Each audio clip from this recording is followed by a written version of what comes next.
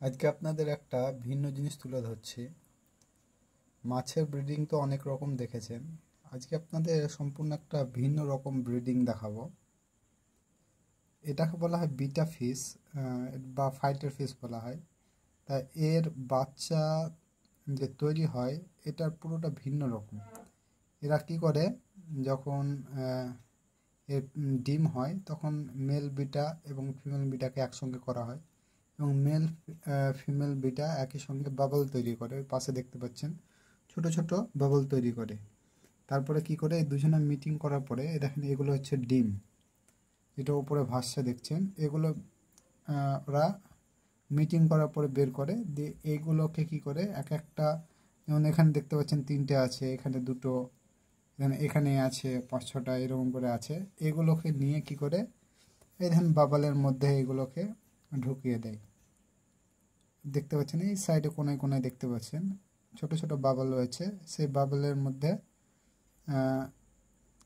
এই সব জায়গায় ওরা এক একটা করে ডিম রেখে দেয়। এটা 24 ঘন্টা বা 48 ঘন্টা এরকম সময় নেয় হ্যাচিং হতে। তারপর এখান থেকে ছোট্ট বাচ্চাগুলো বের হয়ে আস্তে আস্তে ঘুরতে থাকে।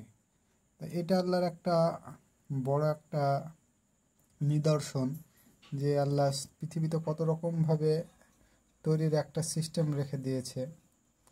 এটা আমরা একটু অন্যরকমভাবে উপলব্ধি করছি। এর আগে আমরা যত ব্রিডিং দেখেছি মাছের, তারা কি করে পুরুষ স্ত্রী কি করে ব্রিডিং করে এবং নিচে বাচ্চা তৈরি হয়।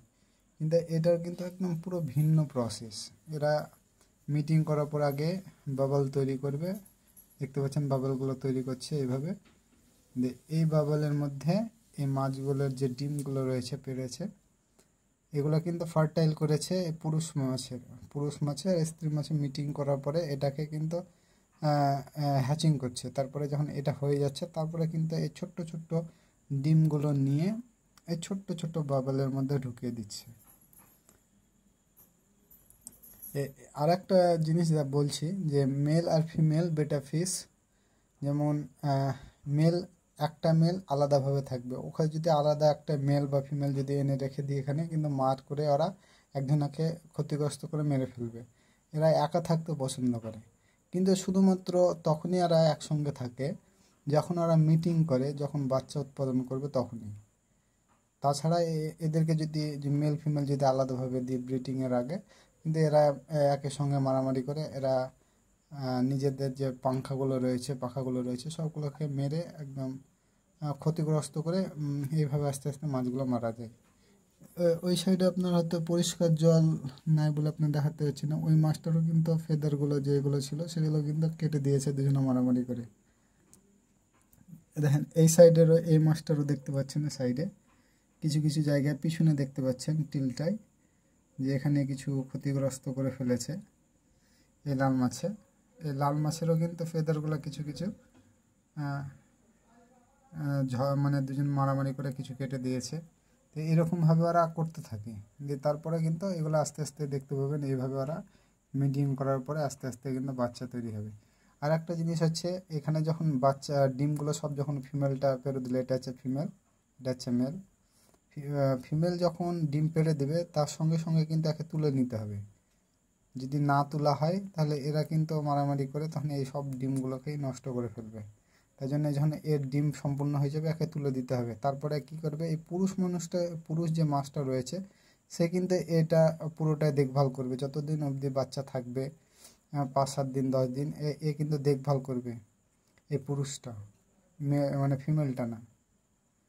তা কত রকমভাবে আল্লাহ নিদর্শন রেখেছে এই দুনিয়াতে। তা এগুলো দেখার বিষয়, বোঝার বিষয়।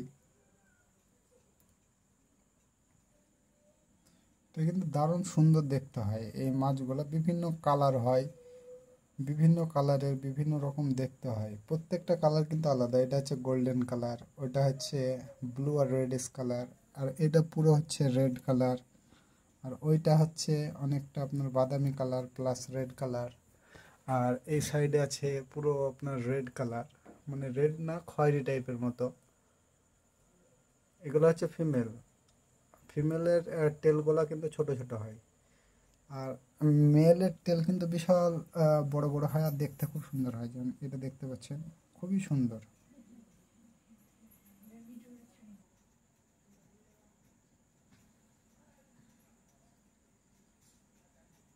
দেখতে পাচ্ছি এই ফিমেলটার মুখে কিন্তু ডিম রয়েছে। এই ডিমগুলো নিয়ে কিন্তু এই বাবলের মধ্যে ঢুকাবে ওরা, নতুন বাবল তৈরি করবে এবং এই বাবলের মধ্যে এই ডিমগুলো ছাড়বে।